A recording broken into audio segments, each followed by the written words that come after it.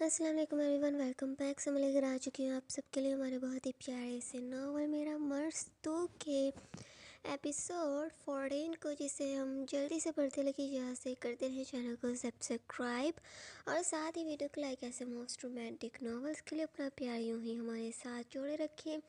तो जल्दी से आज वाले में इस अमेजिंग से एपिसोड को पढ़ते हैं।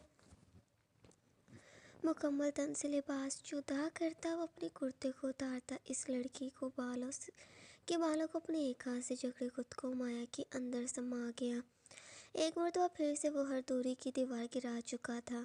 बस फ़र्क इतना था कि अब की मरतबा माया की भी मर्जी शामिल थी। पेशानी के साथ पेशानी जोड़ता वो अपने जज्बात, दुख, तकलीफ, शिद्दतों की सूरत सब निछावर कर रहा था। अमाया भी महसूस कर पा रही थी इस शख्स की तकलीफ़ को। पहली मर्तबा अपनी ज़ात से बढ़कर इसने किसी को चाहा था और इसकी जानिब से मिलने वाली इंसल्ट इस शख्स को तोड़ कर रख गई।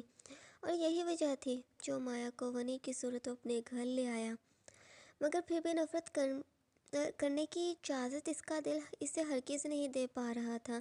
तभी तो अपने घर वालों के खिलाफ़ भी जा रहा था अपनी मोहब्बत की खातिर। हर शिद्दत पर माया की आंखों से आंसू निकल रहे थे। इसे अब पछतावा हो रहा था खुद के गरूर करने पर, यूं बगैर सोचे समझे कुछ भी बोल देने पर। इसकी वजह से हारिब हर्ट हुआ था और इसके भी यूं जुल्म सहन करने के पीछे की वजह कहीं ना कहीं वो खुद भी थी। हारिब के बालों में अपनी उंगलियों को फंसाती इस शख्स की हर शिद्दत को सहन करने की कोशिश कर रही थी, जबकि ऐसा कर पाना इस लड़के के लिए आसान तो हरगिज़ नहीं रहा था। नशे में धोत हुए शख्स माया को हरगिज़ नहीं छोड़ना चाहता था, मगर रात के 3 बजे से मजबूरन माया को छोड़े करीब लेटने पर मजबूर कर गया। वह लड़की भी आंखें बंद करती सो गई, क्योंकि थकावट इससे भी हो चुकी थी। सुबह के 7 बजे का वक्त था जब माया की आँख खुली। घड़ी पर टाइम देखती वो हड़बड़ा कर उठने लगी, मगर हारिब का यूँ इसके हाथों को पकड़े गहरी नींद में सोना देख इसे हरगिज़ नहीं इजाज़त दे पा रहा था, जो यूँ इस शख्स का हाथ छोड़ वो डिस्टर्ब कर दे। आहिस्ता आहिस्ता से अपने हाथ को छुड़वाने की वो कोशिश करने लगी, मगर वो शख्स अचानक से अपना हाथ खींचता अमाया को खुद पर गिरा गया। हारिब जी कहती वो आंखें बंद कर गई, जैसे कि इसे चोट लग जाएगी, यूँ इस शख्स के सीने पर गिरने की वजह से। क्या हुआ, डर गई या फिर सोच रही हो कि कहीं फिर से मुझे बर्दाश्त न करना पड़े? अपने सीने पर गिरी इस लड़की के बाल की लट को कान के पीछे करता वो सवाल पूछ रहा था। नहीं, ऐसी कोई बात नहीं है, काफ़ी देर हो चुकी है, मैं चलती हूँ। वो फ्रेश होकर बाहर जाना चाहती थी, तभी उठने लगी, मगर एक मरतबा फिर से हारिब इसे खुद पर गिराता अपना हाथ इस लड़की के पेशानी पर रखे। बुखार तो नहीं है, कल रात शायद तुम्हारे बुखार का इलाज मैं निकला। मेरे प्यार ने तुम्हें सही कर दिया। वो जानता था रात जो कुछ भी हुआ, जबकि अमाया के रुखसार शर्म के मारे सुर्ख पड़ गए। कल रात सब कुछ इस लड़की की मर्जी से ही हुआ था और इस बात का इल्म बखूबी हारिब को भी था। हो जाओ तैयार, चूँकि वैसे भी घर में तैयारियां करनी शुरू कर दो। 3 दिन बाद फाजिल का निकाह है और मैं चाहता हूँ सबसे ज़्यादा खुशी तुम्हारे चेहरे पर ही दिखे। न जाने क्यों हारिब ने इस किस्म की बात की। ठीक है, मैं सर हिलाते हुए बात में चली गई, पर अभी बात से फ्रेश हुए एक कदम ही इसने कमरे में रखा था, जो किसी चौड़े सीने के साथ टकराती। घबराते ऊपर नजरें उठाए देखा कि क्या हुआ। वो हारिब था, जिसका खामोश होना भी अमाया को डरा देता। लाओ, मैं साफ़ कर देता हूँ तुम्हारे बालों को। टावल खुद पकड़े वो अमाया के बालों पर फेरने लगा। मैं खुद साफ़ कर लूँगी, आप प्लीज़ रहने दें। वो बार बार मना किए जाए, मगर ज़बरदस्ती से ड्रेसिंग टेबल के आगे स्टूल पर बिठाता खुद बालों को खुश्क किए जाए। डरती डरती वो आईने में पीछे खड़े शख्स को देख रही थी। इसे डर था कि अब हारिब कुछ न कह दे इसे,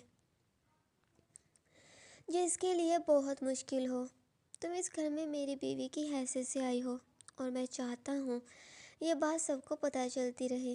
اس وجہ سے ہونٹوں پر لپسٹک اور چہرے پر مسکراہٹ کبھی ہٹنی نہیں چاہیے۔ خدا مایا کا رخ موڑتا وہ سرخ رنگ کی لپسٹک اٹھایا مایا کے ہونٹوں پر لگاتا وہ اسے ایک اور رول سمجھانے لگا۔ میں کر لوں گی۔ عارف کے ہاتھ سے وہ لپسٹک پکڑنے لگی، مگر اشارے سے وہ منع کرتا، تمہارے لیے مجھے کیا کرنا ہے اور کیا نہیں،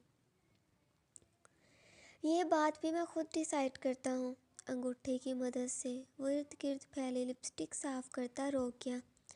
گلے میں جولری کا ہونا بھی لازم ہے، یہاں تک کہ تم میں سے میری خوشبو کا آنا بھی تمہیں اس بات کا احساس کرواتا رہے کہ تم صرف اور صرف میری ہو۔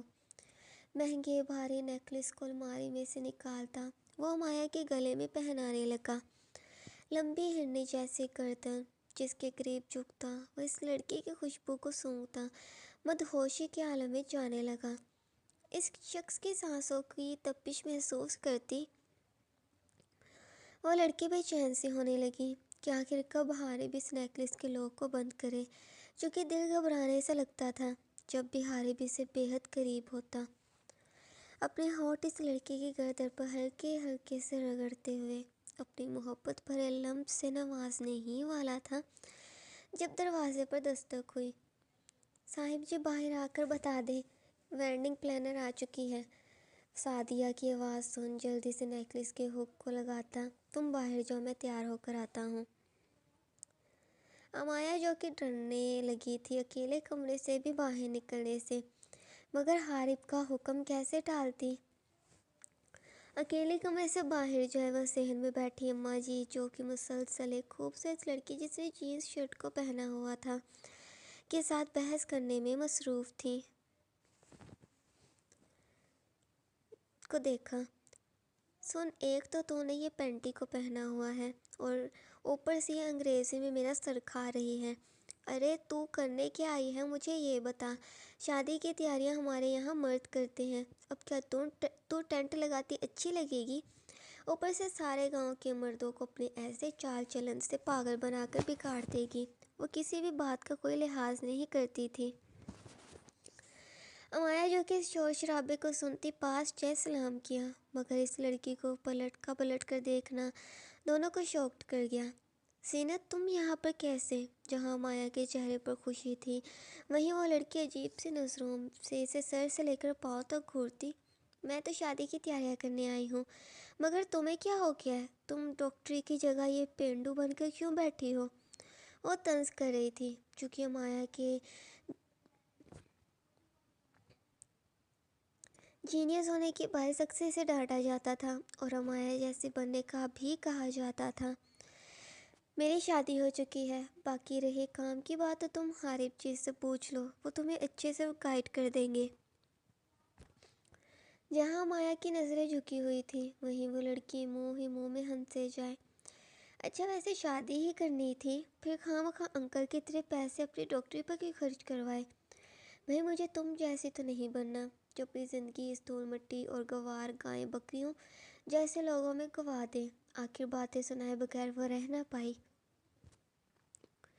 اماں جی کو سخت بری لگی تھی اس کی بات، تبھی خود باتیں سنانے لگی، مگر اس سے پہلے ہی امایا بول پڑی، یہ زندگی گنوانا نہیں جینا ہوتا ہے۔ انڈیپینڈنٹ ہونے کے بعد بھی اگر ہم اکیلے رہ جائیں، پھر ایسی پڑھائی اچھی نوکری کا مطلب اصلی زندگی تو فیملی کے ساتھ ہی ہوتی ہے، پیار محبت کے ساتھ جینا ہی اصلی جینا ہوتا ہے۔ مگر کئی مرتبہ یہ پڑھائی کا غرور ہمیں اندھا کر دیتا ہے، ہم ایسی چیزیں رشتوں کو گوا بیٹھتے ہیں جو آپ سے کتنا ہی پیار کرتے ہوں۔ امایا جی سے اچھے طریقے سے سمجھ آ چکی تھی، حارب کو ٹھکرانا نہیں چاہیے تھا اسے۔ ہاں وہ محبت مانگ سکتی تھی، ہاں وہ وقت مانگ سکتی تھی اس سے، مگر تب حارب کو ریجیکٹ کرنے کی وجہ سے اس کا گاؤں میں رہنا صرف اسے نظر آ رہا تھا۔ اماں جی جسے امایا کی بات پسند ہے اس کا یوں فیور کرنا، جبکہ حارب ابھی بھی تیار ہو کر یہاں آیا تھا۔ اپنی بیگم کی بات ہلکی سی مسکراہٹ اس کے لبوں پر بکھیر گئی۔ واٹ ایور، یہ سب بے شرمی ٹانے والی باتیں ہوتی ہیں، خیر جیو تم اپنی ایسی زندگی۔ وہ مسلسل امایا کو نیچا دکھانے میں لگی ہوئی تھی۔ صحیح کہہ رہی ہیں آپ، میس زینت، اب دیکھ لیں ہمارے گاؤں پر آپ بھی ایک معمولی سی ویڈنگ پلانر بن کر آئی ہوئی ہے۔ امایا تم اپنے دوست کو اچھے سے سمجھا دو، ایک بھی غلطی اگر ہوئی تو میں معافی ہرگز نہیں دوں گا۔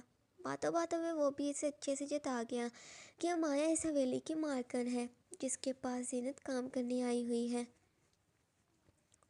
میں کیسے ایک اور کام کا بوجھ امایا کو پریشان کر گیا۔ ہاں تم تو ہاں تم اتنا تو بھروسہ ہے مجھے تم پر، سب صحیح کر دو گی۔ وقت بہت کم ہے اور کام بہت زیادہ۔ اماں جی میں چلتا ہوں، کیٹرنگ کا کام بھی تو دیکھنا ہے۔ تو آج کے لیے اتنا ہی، کرتے رہیں چینل کو سبسکرائب اور ساتھ ہی ویڈیو کو